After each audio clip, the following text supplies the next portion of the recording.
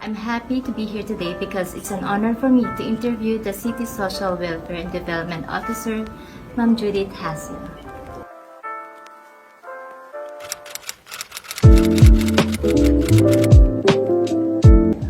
Good afternoon po, ma'am. Good afternoon. Thank you po for accepting our invitation for this interview.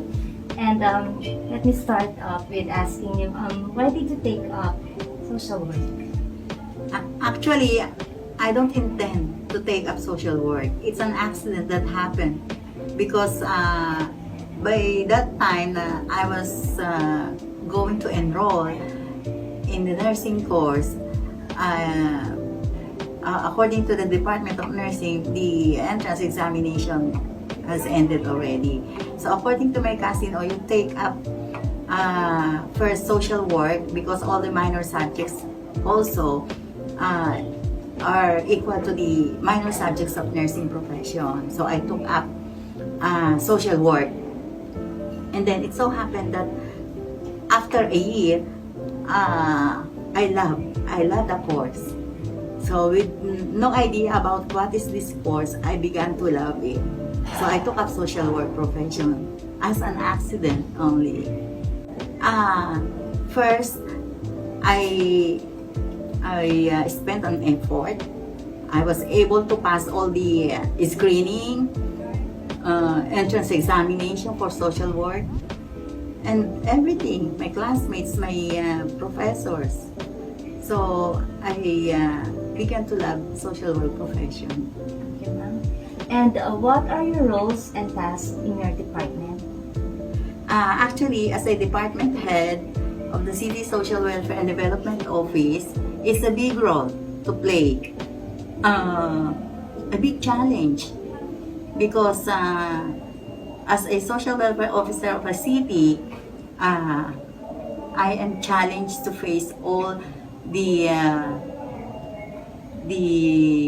problems of the people, the coordination with the other agencies, with the other department, and my relationship, of course, with my staff.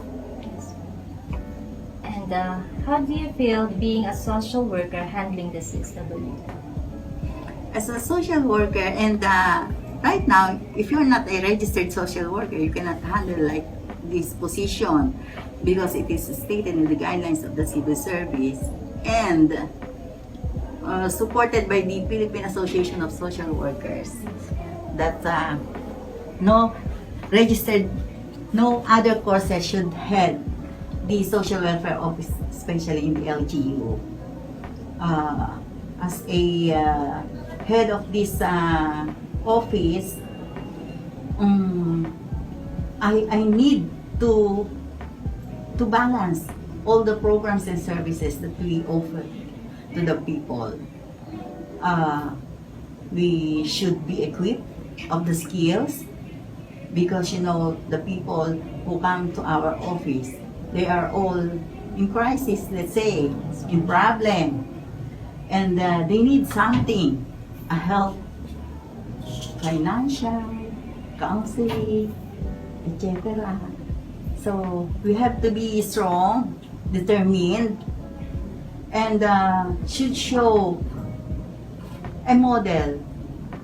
And the client, the people should notice to us, observe, and see that there's a hope when they come to our office. And what do you think is your significant contribution as a profession to yourself?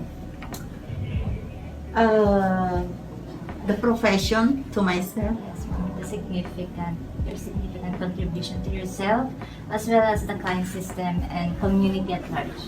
Okay. For myself, when I was into this course, I finished this course, so I realized that I had to stand for it, determine of what I should have as responsibility, obligations, wherever I should work after my graduation. So when I work in the government, especially in the LGU, so I promised to myself that I should be of help. I should be an agent to change the life of those who are in need. So I practice my profession honestly, seriously, professionally. And for the for how many? 35 years in my service as an LGU social worker, it's a fruitful years because I should have not reached 35 years if I failed to some aspects of my responsibility. So I should say that I've done my part. Yes, ma'am.